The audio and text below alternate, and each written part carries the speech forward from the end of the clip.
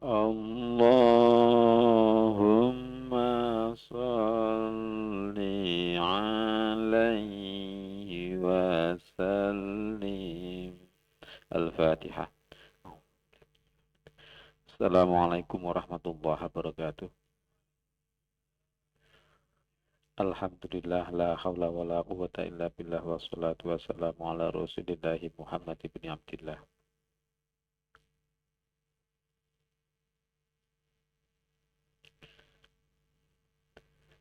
Surat Al-Baqarah ayat 174. A'udzu billahi minasyaitonir rajim. Bismillahirrahmanirrahim. Innal ladzina yaktumuna ma anzalallahu minal kitabi wa yashtaruna bihi thamanan qalilan ulaika ma ya'kuluna fi butunihim illan nar wa la yukallimuhumullahu yawmal qiyamah wa la yuzakkihim wa lahum 'adzabun alim. Shadaqallahul azim. Innal ladzina, sungguh orang-orang yang yaktumuna, mereka menyembunyikan, menyimpan. Kata ma yaktumu, menyimpan. Ma, apa yang anzala, menurunkan Allahu Allah. Sungguh orang-orang yang menyimpan atau menyembunyikan, tidak menyampaikan apa yang Allah turunkan minal kitabi, dari kitab. Wa yashtaruna, dan mereka menjual bihi, dengan kitab, samanan, harga, qolilan, yang sedikit, yaitu dunia. Ulaika, mereka itu ma yakuluna, mereka tidak makan. Tidaklah mereka makan fi butunihim, dalam perut-perut mereka, ilan naro, kecuali neraka. Wala yukallimuhumu, dan tidaklah berbicara pada mereka Allahu Allah yaumal qiyamah, pada hari kiamat. Wala yuzakkihim, dan tidaklah Allah mensucikan mereka. Walahum adzabun alim, dan bagi mereka siksa yang sangat pedih. Ini adalah ancaman bagi orang yang tidak mau menyampaikan Al-Quran, atau menyampaikan Al-Quran tapi menjualnya dengan harga yang sangat sedikit, yaitu duniawi. Sesungguhnya orang yang menyembunyikan apa yang Allah turunkan dari kitab, yaitu tidak mengajarkan Al-Quran.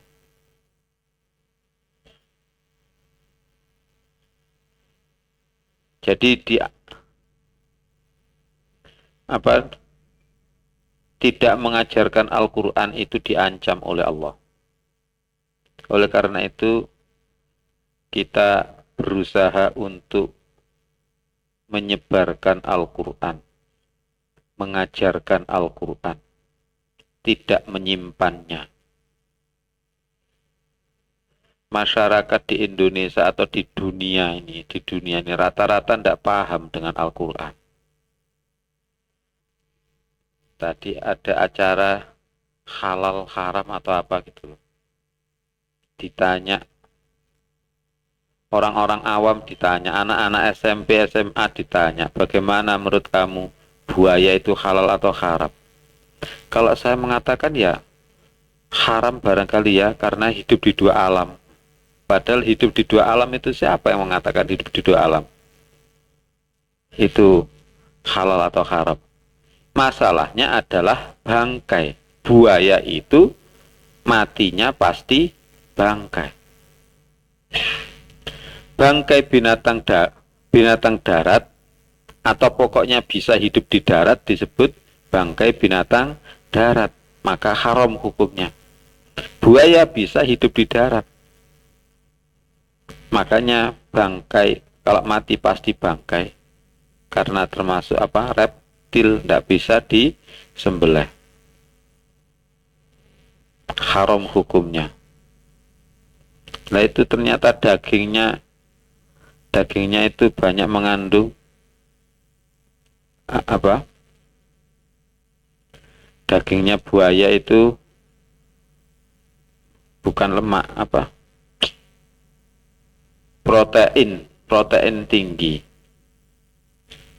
Memang proteinnya tinggi, tetapi justru protein tinggi itu dapat cepat merusak ginjal. Sudahlah, hukum itu Allah yang menciptakan. Hukum Allah itu yang menentukan. Oleh karena itu kita pakai hukum Allah saja. Kalau kita ditanya buaya bagaimana hukumnya, jangan menjawab karena di dua alam. Karena Allah mengharamkan bangkai.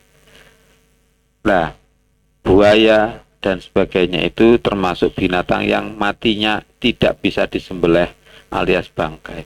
Bangkai binatang darat bisa hidup di darat maka haram. Itu aja sudah. Jangan disembunyikan Al-Quran ini. Jadi satu, kita menghindari menyembunyikan Al-Quran yaitu dengan menyebarkan Al-Quran. Nomor dua, kita menghindari menjual dengan duniawi. Dulu ada seorang dipanggil dengan sebutan Kiai Bekecot. Gara-gara pada zaman itu bekecot dikatakan halal.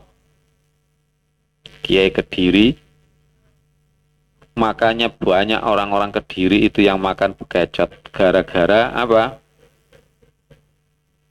Ada fatwa halal tadi ya dari Kiai Bekecot. Karena apa? Karena dibeli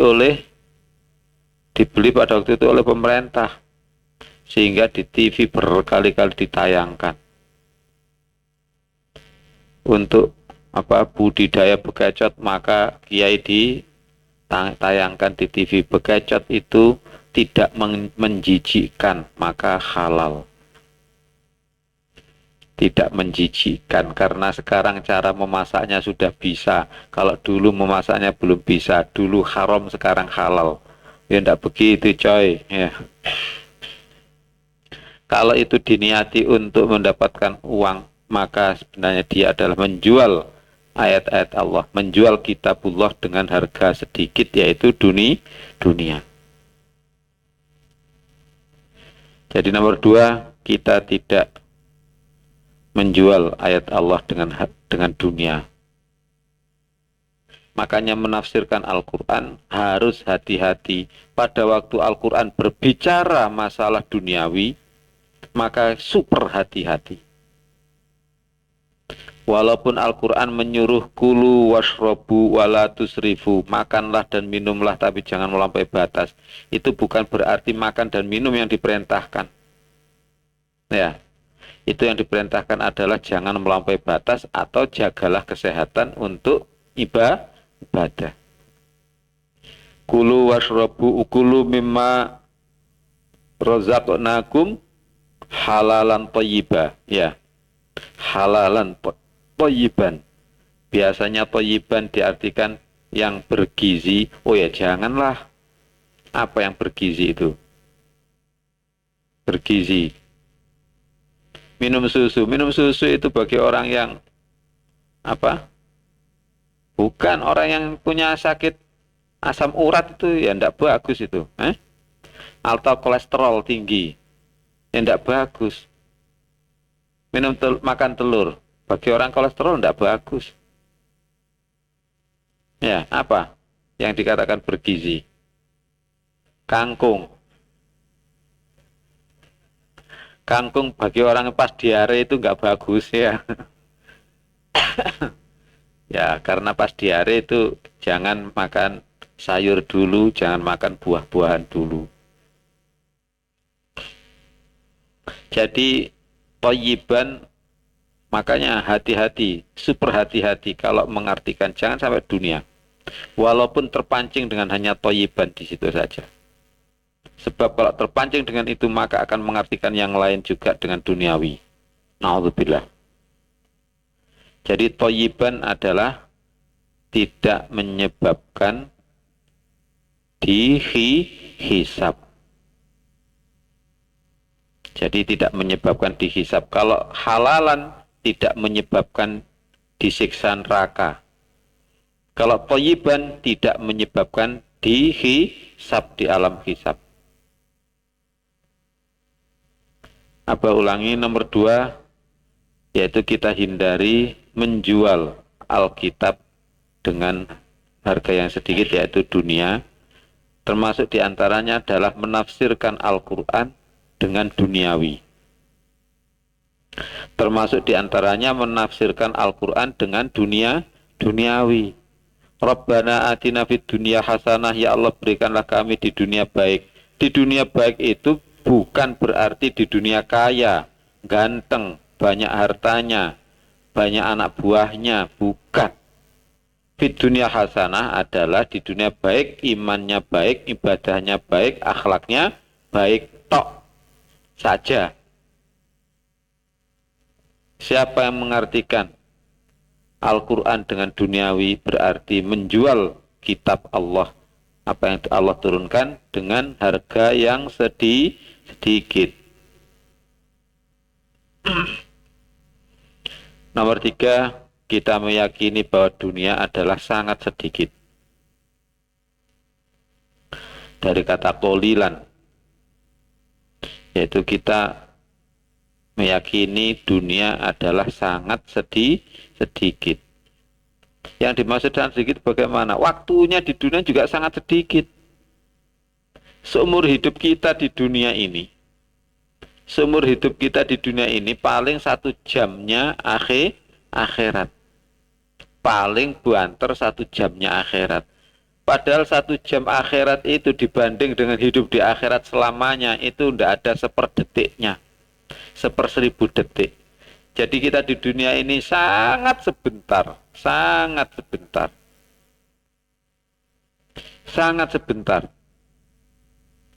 Kemudian keenaan dunia adalah menipu. Sangat terbatas dan menipu. Ayo, apa seenaknya dunia? Makan, minum. Ya, kalau toh itu diteruskan lama-lama, misalnya senang makan bakso, dikasih kira-kira 2 ember ya sudah gak habis ya. Jangankan 2 ember ya. 1 piring saja nanti semelengeran kok. Semelengeran sampai kepingin muntah-muntah juga ya. Apa? Katanya kamu yang belum nikah enaknya nikah. Nikah nanti bagaimana, apa ya, enak terus ya? Kalau enak terus kan nggak ada orang cerai. Jadi dunia itu fata morgana. Ngerti kamu fata morgana? Kalau di jalan raya itu ya, di jalan raya kemudian panas-panas, kita lihat jalan raya itu kayak di kejauhan ada air. Kita datangi itu ya, airnya terus menjauh terus. Itu namanya fata morgana. Kayaknya misal punya duit banyak itu nanti jadi enak. Sudah punya duit banyak belum tentu enak. Ya. Sudah punya duit banyak itu belum tentu enak. Itu fata morgana. Dunia sangat sedikit. Siapa yang bisa merenungkan, diberi kemampuan oleh Allah merenungkan betapa sedikitnya dunia, berarti dia diberi pahala oleh Allah yang banyak. Saiki berlomba-lomba untuk merenungkan apa? Bahwa dunia itu sangat sedikit. Silahkan berlomba-lomba, nanti dapat hadiah. Minta hadiah apa kamu? Bidadari? Ya. Perempuan bidadara? Oh pasti itu. Kalau sudah dunia yang sangat sedikit ini, maka kita sabar dengan dunia. Kita syukur dengan pemberian Allah dunia ini. Kita syukuri untuk apa? Kita pakai sebagai sarana menghamba pada Allah. Innal ladzina yaktumuna ma anzalallahu minal kitabi wa yashtaruna bihi thamanan qalilan ulaika ma yakuluna fi butunihim illan nar. Mereka itu tidaklah makan di dalam perut mereka kecuali pada neraka. Na'udzubillah min dzalik. 4. Kita takut ancaman Allah yang berupa neraka karena sangat dahsyat. Kita selalu takut atau kita berusaha takut atas ancaman Allah yaitu neraka karena sangat dahsyat. Apa ulangi?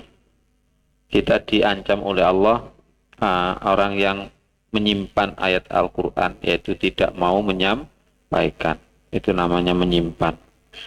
Kemudian menjual ayat Allah dengan harga yang sedikit. Apa sih harga sedikit itu? Dunia.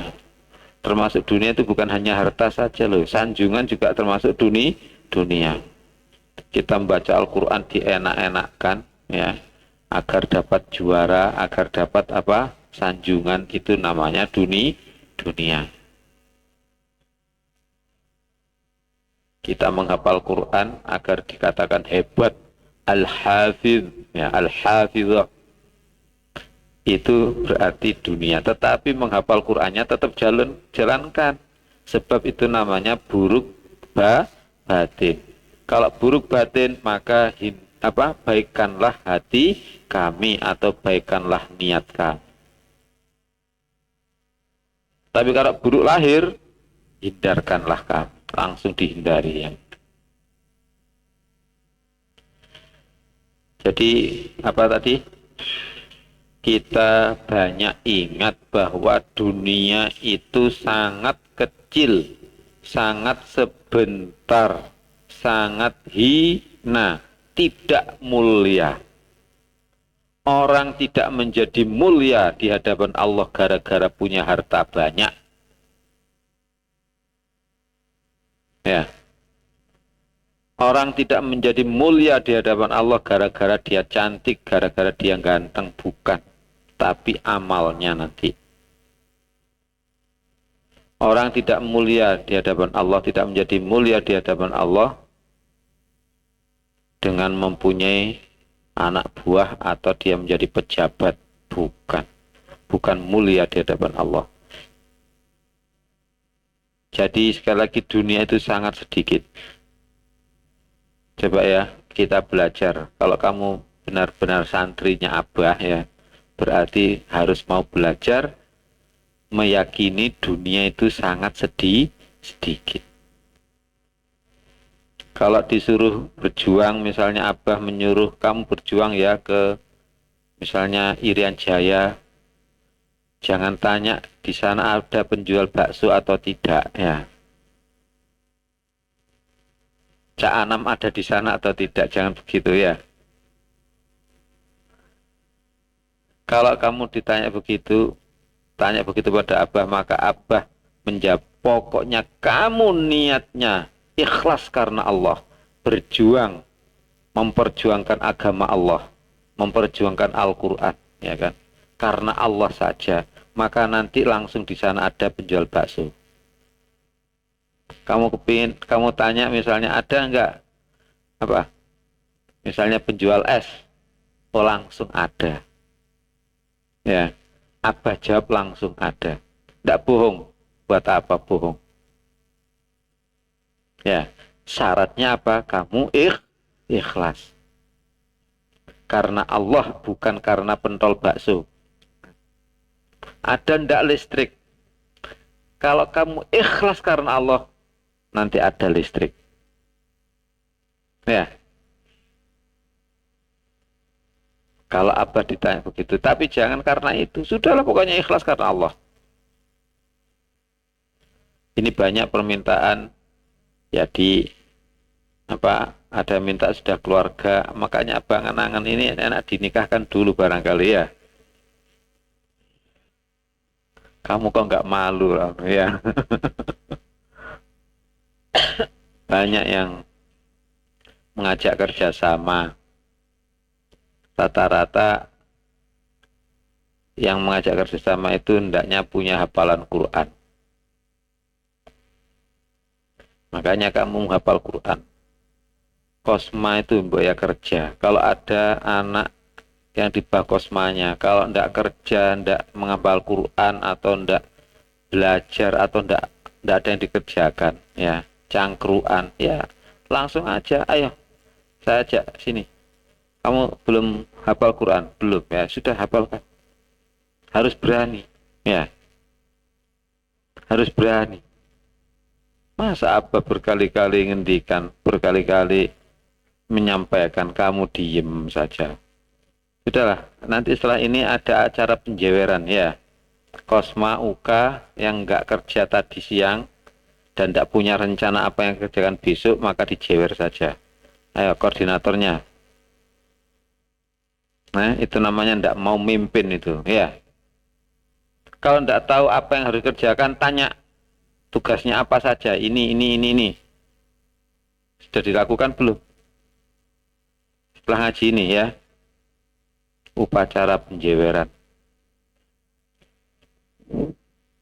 Apa ulangi? Ulaika ma ya'kuluna fi butunihim illan naro. Mereka itu tidak makan di dalam perut mereka kecuali api neraka. Naudzubillah. Kita selalu takut apa? Atas ancaman Allah yang berupa neraka. Nganggur-nganggur kita takut, ya Allah, ancamanmu dahsyat, ya Allah. Neraka tidak mudah, ya Allah. Oleh karena itu ampuni kami dan bimbinglah kami. Ya. Sehingga kalau sudah begitu, misalnya amal soleh kepanasan, maka akan mengatakan, ya Allah, ini tidak ada apa-apanya dengan neraka, dengan panasnya neraka. Siapa yang begitu akan diberi oleh Allah ilmu yang manfaat. Allahumma amin. Mintalah pada Allah. Ya, mintalah pada Allah. Mudah-mudahan diberi ilmu manfaat. Abah, misalnya kamu usul, Abah, mbok ya sekali-sekali kalau menyampaikan itu, mbok ya cintalah pada dunia gitulah, Bah. Ya. Nah, sekali-kali gitu. Iya. Cintalah pada dunia. Kamu itu nggak usah ngomongi cintalah pada dunia, sudah cinta pada dunia, ya. Mbok ya sekali-kali Rabbana atina fid dunya hasanah itu diartikan, ya Allah berikanlah saya di dunia kebanyakan harta, banyak dari harta. Kamu nggak usah diomongi begitu, kamu sudah senang harta, ya kan? Dan bukan itu maksudnya Al-Quran itu. Maksudnya Al-Quran adalah iman, ibadah, akhlak. Maka kita di dunia ini, sekali lagi, kita balapan, yaitu berlomba-lomba. Apa? Takut kepada ancaman Allah. Maka sesungguhnya ulama itu hanya orang yang paling takut atas ancaman Allah. Innama yakhsyallaha min ibadihil ulama. Sungguh hanya yang takut kepada Allah daripada hamba-hambanya hanyalah ulama. Innama yakhsyallaha min ibadihil ulama. Sungguh hanya yang takut pada Allah dari hambanya hanya ulama. Makanya kita berusaha takut atas ancaman Allah. Takut neraka. Kalau orang takut neraka, maka tidak takut atas tidak enaknya dunia. Mesti sabar atas dunia. Allahumma. Coba praktekkan ya, dipraktekkan. Yaitu apa? Berlomba-lomba untuk takut atas ancaman Allah. Wala yukallimuhumullahu yaumal qiyamati. Dan tidaklah Allah berfirman kepada mereka pada hari kiamat. Artinya apa? Artinya tidak disukai oleh Allah. Kalau kamu misalnya atau seorang istri ngomong pada suaminya, "Mas, aku sayang kamu mas," misalnya ya. Kemudian suaminya itu tidak mau menanggapi, itu berarti dimurkai oleh suami. Iya tak ya? Demikian juga ini, Allah tidak berfirman pada mereka pada hari kiamat. Itu artinya apa? Dimurkai oleh Allah. Naudzubillah. Selanjutnya, nomor berapa itu? Kita berusaha untuk menjadi orang yang disayangi oleh Allah, tidak dimurkai, terutama di hari kiamat.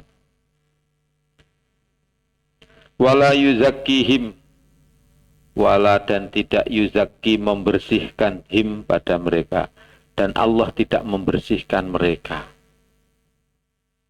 Kalau dosa kita tidak diampuni oleh Allah, tidak dibersihkan, kita tidak dibersihkan dari dosa alias tidak diampuni, maka pasti disiksa. Apa pernah sering bertanya ya kan,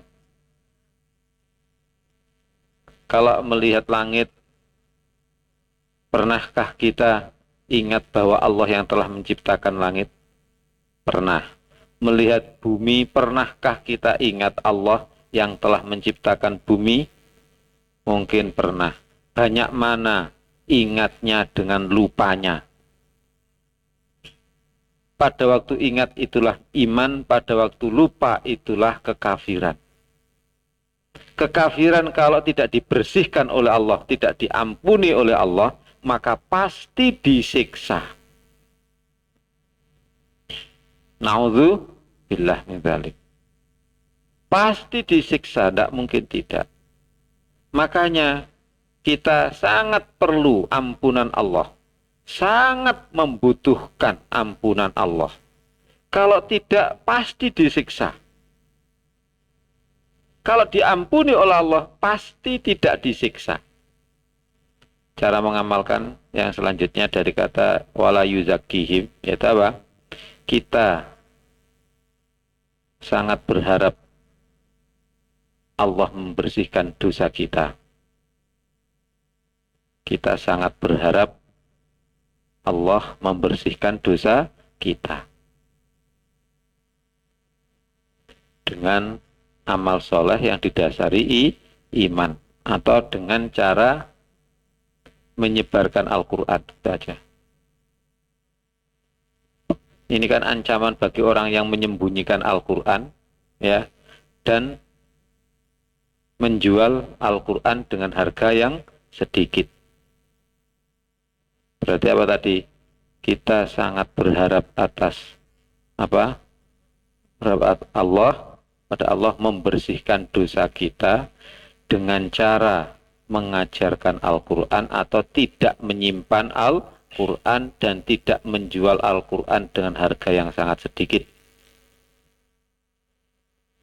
Makanya kita di sini berkumpul belajar Al-Quran agar kita bisa mengajar Al-Quran itu. Makanya mudah-mudahan kita diampuni dosanya oleh Allah. Karena kita sudah apa? Ya, karena Allah Maha Pengampun gitu aja. Dan alamatnya kita dijadikan orang yang belajar Al-Quran. Mudah-mudahan setelah ini kita ajarkan. Banyak yang bisa kita ajarkan, kita ajari. Anak sanawiyah kan juga tidak ikut sini, ya kan? Bisa kita ajari. Anak yang sekolah dari luar itu kan bisa kita ajari. Bagaimana kalau di antara itu ada yang sudah diajari oleh Abah, ya diajari lagi, tidak apa-apa. Sampaikan 1000 kali pun tidak apa-apa. Walahum adzabun alim, dan bagi mereka azab yang sangat pedih. Naudzubillah. Cara mengamalkan, kita sangat takut ancaman Allah azab berupa siksa yang sangat pedih.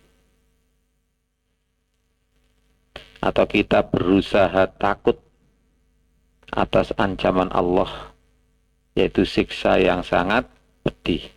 Siapa yang bisa mentafakuri yang diberi kemampuan oleh Allah untuk takut atas ancaman Allah, berarti dia calon ulama. Atau pada waktu itu sebenarnya sudah ulama dia. Makanya diterus meneruskan nanti jadi ulama betulan. Kalau terus menerus takut atas ancaman Allah. Tadi sudah apa sampaikan, innama yakhsyallaha min ibadihil ulama. Makanya apa juga belajar takut atas ancaman Allah. Belajar hidup tidak sembrono.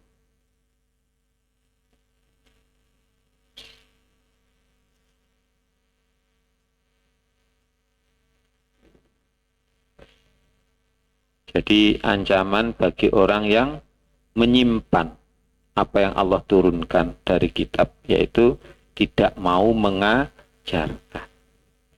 Al-Quran bijaksana, Al-Quran kabar nyata, Al-Quran pasti benar. Hidup dengan Al-Quran, yuk ngaji Al-Quran, yuk ngaji Al-Quran, yuk ngaji Al-Quran, hidup dengan Al-Quran. Gurukanlah Al-Quran, pahamilah Al-Quran, ikutilah Al-Quran, hidup dengan Al-Quran, yuk ngaji.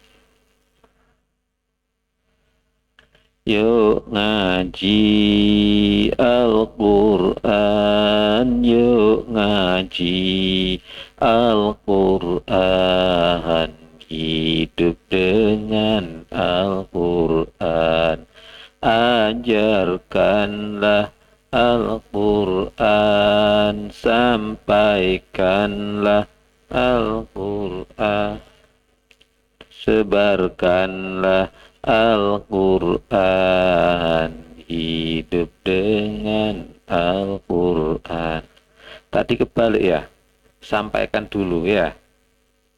Sampaikanlah, walaupun mereka nerima atau tidak nerima, sampaikanlah ya. Paham? Enak kok sebenarnya kita diperintah untuk menyampaikan. Tapi sebelum itu gurukanlah dulu. Gurukanlah Al-Quran. Sebab yang paham Al-Quran hanya Allah, Nabi, dan ulama. Kemudian pahamilah Al-Quran. Setelah itu apa? Ikuti. Ikutilah Al-Quran. Jangan Al-Quran disuruh ngikuti kamu. Ya. Kalau kamu kepingin apa, makan dalil Al-Quran. Jangan ya. Itu tadi ancaman bagi orang yang tidak mau menyebarkan Al-Quran. Na'udzubillah. Kalau ada yang bisa membaca, coba sama-sama membaca. A'udzubillahi minasyaitonirrajim. Bismillahirrahmanirrahim. Innal ladzina yaktumuna ma anzalallahu minal kitabi wa yashtaruna bihi thamanan qalila ulaika ma ya'kuluna fi butunihim illan nar wa la yukallimuhumullahu yawmal qiyamah wala yuzakkihim walahum azabun alim. Sesungguhnya orang yang menyimpan apa yang Allah turunkan dari kitab dan mereka menjual dengan kitab itu harga yang sangat sedikit, mereka itu tidaklah makan dalam perut mereka kecuali neraka. Na'udzubillah. Dan Allah tidak berfirman pada mereka pada hari kiamat, alias tidak disukai oleh Allah alias dimurkai oleh Allah. Mudah-mudahan kita tidak termasuk ini, yaitu kita belajar dan akan mengajarkan. Allahumma amin. Wala yuzakihim, dan tidaklah Allah membersihkan mereka dari dosa. Itu juga sangat bahaya. Kalau dosa apapun, sekecil apapun, kalau tidak diampuni oleh Allah, pasti sudah neraka. Walahum azabun alim, dan bagi mereka yang sangat siksa yang sangat pedih. Na'udzubillah.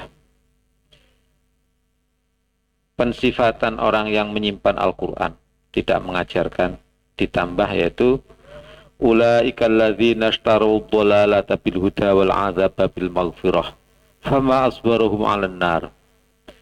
Dzalika bi anna Allah nazzala al-kitaba bil haqqi wa anna alladzina ikhtalafu fil kitabi la fi shiqaqin ba'id.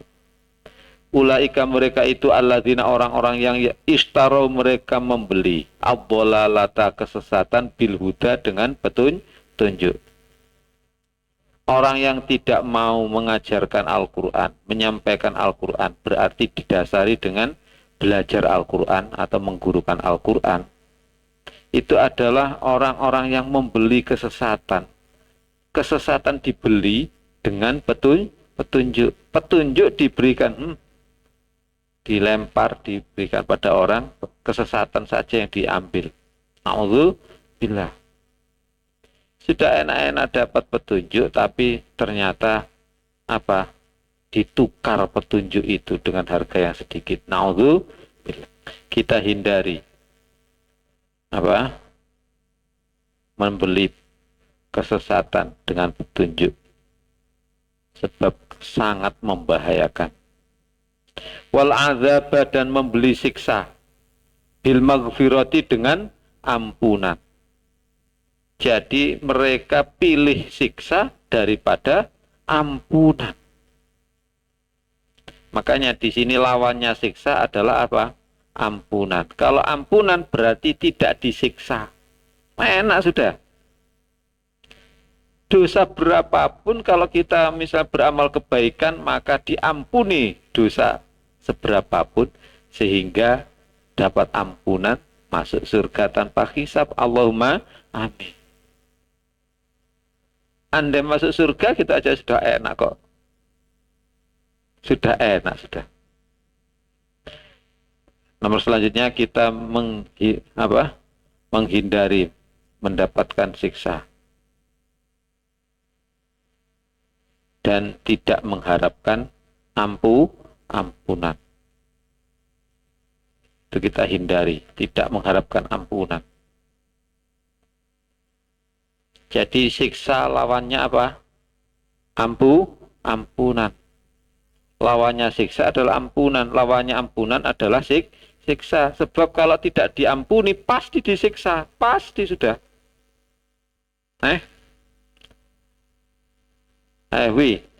Tidak pernahkah kamu berbuat dosa? Bolak-balik ya. Tidak ingat Allah itu sebenarnya kekafiran, itu sudah dosa itu. Berkali-kali. Nah itu semuanya kalau diampuni oleh Allah, maka diampuni ya sudah, tidak pakai disiksa di neraka. Allahumma amin. Apa juga belajar agar diampuni oleh Allah. Apa juga mengharapkan ampunan Allah. Sudahlah mengajar Al-Quran, nggak usah kepingin disanjung orang. Dapat ampunan saja sudah lumayan. Ya lumayan banyak, bukan sekedar lumayan saja ya. Kita mengajar Al-Quran nggak usah terlalu mengharap nanti dapat bisa membeli bakso dan sebagainya. Nggak usah. Dapat ampunan saja sudah lumayan. Kita mengajar Al-Quran, menyampaikan Al-Quran, membumikan dan menyebarkan Al-Quran. Nggak usah pakai kepingin dapat bayaran duniawi. Paham ya? Jangan kamu bertanya pertanyaannya iblis.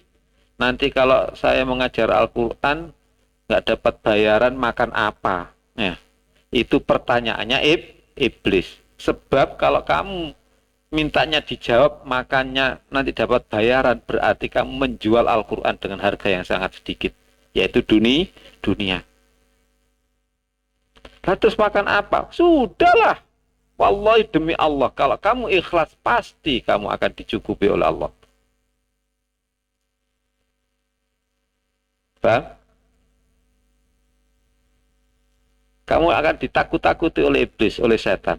Nanti Abah merintah keluar Jawa itu tidak ada listrik di sana. Ya, kamu disuruh mengajar di luar Jawa, kamu ditakut-takuti. Apa? Tidak ada listrik di luar Jawa ini. Ya. Sudahlah, walaupun nggak ada listrik Anda tidak ada listrik, akan dipenuhi oleh Allah. Maka Abah kalau ditanya begitu, ada. Kalau pokoknya kamu ikhlas, ada. Nanti. Ya. Sehingga bahkan kamu tidak butuh listrik. Listrik buat apa misalnya? Buat nyalakan lampu kalau malam. Kamu nggak butuh lampu waktu malam, kamu butuh tidur. Nanti di atas jam 12 itu perlu bangun. Ya. Nggak perlu listrik. Nggak bisa nonton TV. Hiburannya enak, nggak usah nonton TV. Hiburan langsung saja ya. Hah? Nonton TV itu kan bohong-bohongan sih. Jadi tetap kita jangan menjual dengan harga yang sedikit, yaitu apa? Jangan menjual Al-Quran dengan dunia. Mengajar Al-Quran agar dapat bayaran. Sudahlah, kalau kamu mengajar Al-Quran, kemudian tidak dapat bayaran dunia, pasti dibayar oleh Allah. Hanya saja bagaimana kalau kamu dikasih amplopan? Nggak usah diterima. Buat apa amplop? Yang penting isinya. Isinya itu apa? Duit. Iya, duit. Berarti kamu menjual Al-Quran dengan harga yang sangat sedikit. Kalau sudah begitu, kamu tidak dapat ampunan. Dosa kamu tetap disiksa di neraka. Naudzubillah. Allah nanti tidak akan berfirman pada kamu pada hari kiamat. Dibiarkan. Ya Allah, ampunilah saya. Tidak ada. No way. Sudah. Kamu dulu di dunia, Al-Quran kamu ajarkan, tapi kamu jual dengan harga yang sangat sedikit. Yaitu untuk mencari bayaran duit. Amplopnya tidak mau, tapi duitnya mau. Ya. Dah, itu sudah kamu dapatkan. Silahkan kamu masuk neraka. Naudzubillah. Yang ikhlas saja. Orang yang mengajar Al-Quran untuk mendapatkan dunia, itu disebut Al-Quran menjual kitab dengan harga yang sedikit, juga disebut dengan membeli kesesatan dengan petunjuk, sama dengan membeli siksa dengan ampunan. Naudzubillah. Quran itu ajarkan, jangan mencari bayaran yang sangat sedikit, yaitu dunia. Ya. Carilah bayaran akhirat. Dan nanti siapa yang mau mengajar Al-Quran, Abah membayar dunia akhirat. Kalau sudah begitu, ya, yaitu apa? Membeli kesesatan dengan petunjuk karena mengajar Al-Quran untuk dapat bayaran, dan membeli siksa dengan ampunan. Fama asbarahum 'alan nar, maka alangkah sabarnya mereka di atas pada neraka. Kok kuatnya di neraka? Naudzubillah.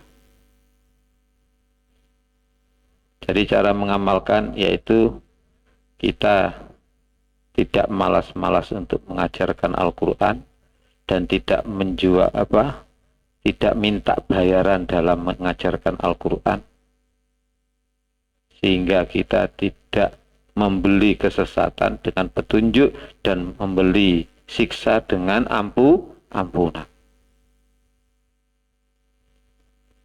Dzalika bi anna Allah nazzala al-kitaba bil haqq. Dzalika itu bi anna Allah, sebab sungguh Allah Nazala, Allah menurunkan Alkitab, kitab bil haqqi dengan benar.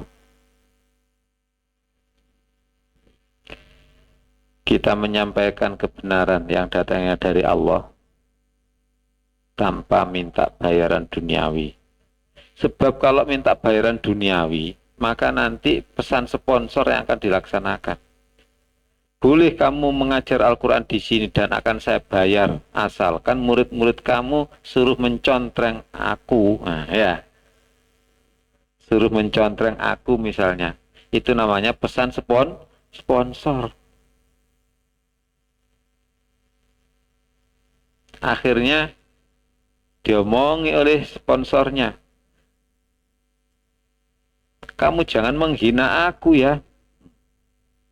Kamu kalau menafsirkan Al-Quran, aku nggak pernah sholat memang, tapi ya jangan diolok-olok, ya jangan diomongi bahwa Al-Quran ternyata melarang orang tidak sholat atau mewajibkan sholat. Maka pesan sponsor yang jalan. Bukan menjadi hamba Allah, tetapi menjadi hambanya manusia. Ada lembaga pendidikan pesantren, tapi di situ bayarnya mahal. Sehingga kalau ada anak yang nakal melanggar, maka tidak berani mengusir atau menghukum sesuai dengan Islam. Karena apa? Kalau dihukum nanti boyong, nggak laku jualannya, ya. Nggak laku jualannya. Ada juga pesantren, pokoknya hamba Allah. Kalau kamu melanggar ya diingatkan berkali. Kalau ada hadnya, misalnya minuman keras ya harus dicambuk 40 kali, ya kan? Bagaimana kalau boyong? Nah, ya bagaimana caranya agar tidak boyong, gitu aja ya. Pada waktu habis dicambuk, jangan dilepas dulu, kecuali berterima kasih ya. Demikian itu karena Allah menurunkan Al-Quran itu dengan benar, dengan hak. Oleh karena itu jadilah hamba Allah agar menyampaikan Allah dengan benar. Kalau kamu menyampaikan firman Allah karena pesan sponsor, sponsornya itu adalah aksesoris make up itu, make up, maka kamu disuruh pesan bahwa halalan thayyiban adalah bergizi misalnya, atau produknya makanan yang bergizi, maka kamu suruh menyampaikan thayyiban itu harus bergizi loh ya. Kamu akan menyampaikan thayyiban bergizi, ya kan? Kalau tidak begitu nggak dapat isinya amplop kamu, ya. Sehingga kamu tidak menjadi hambanya Allah, tapi hambanya manusia. Tidak menyampaikan kebenaran, tetapi menyampaikan pesan sponsor, ya kan? Sehingga sama dengan membeli kesesatan dengan petunjuk, membeli siksa dengan ampunan. Naudzubillah. Makanya bagi Abah, ustadz yang paling tidak minta bayaran manusia, tidak minta bayaran duniawi, itulah yang paling mulia di hadapan Allah. Apa ulangi? Dzalika bi anna Allah nazzala al-kitaba bil haqq. Wa innal ladzina ikhtalafu fil kitabi la fi shiqaqin ba'id. Dan sungguh orang-orang yang mereka berselisih dalam hal kitab, sungguh dalam kesesatan yang adalah perpecahan yang jauh. A'udzubillah, mudah-mudahan kita tidak termasuk berselisih dengan Allah, ya kan? Makanya tafsir amali adalah tafsir merenungkan Al-Quran, apa yang harus kita amalkan dari ayat Al-Quran itu. Selanjutnya yaitu kita menghindari perselisihan dalam Al-Quran. Berselisih dengan Allah, dengan Nabi dan ulama. Mudah-mudahan manfaat ya. Mbak, kalau masih belum segera tidur, dipakai musyawarah ya. Besok amal apa, jam berapa, itu loh. Sudah berkali-kali disampaikan. Kalau yang ke sawah, amal soleh ke sawah, siapa saja ya, jam berapa, alat yang harus dibawa apa ya. Sudah berkali-kali ke sawah itu membawa alat minimal topi tani, kalau bisa pakai sepeda biar nggak menghabiskan waktu. Tapi kadang-kadang yang ke sawah apa rupanya minta di apa diperintah-perintah dulu, sehingga apa tidak ada persiapan di sana untuk apa. Coba dipakai musyawarah ya. Yang Kosma yaitu apa tugasnya Kosma, sudah pernahkah disampaikan? Kalau sudah pernah sampaikan, catat dan laksanakan. Nah, coba koordinatornya masing-masing saat ini, setelah ini juga mengkoordinir itu. Tadi kamu apa yang kamu kerjakan sebagai Kosma? Tidak ada, jiwir dulu ya. Minimal kan menyampaikan, saya Kosma kamu. Saya ditugasi dapat amanah sebagai ketua Kosma adalah 1 ini, 2 ini, 3 ini, 4 ini. Ya. 1, menjewer yang tidak hadir atau terlambat. Yang terlambat berarti apa? Kalau saya adalah ketua Kosma, jewer karena ada yang terlambat, maka itu wewenang saya. Nah, kan sudah diomongi, ya kan? Atau cari petugas bagian jewer minimal 3 orang, ya. Ayo, jewer 3 orang, jewer, lor, ya. Itu dalam rangka menjaga apa? Agar perkuliahan berkualitas. Dan lain-lain, ya kan? Dah, billahi taufiq wal hidayah. Assalamualaikum warahmatullahi wabarakatuh.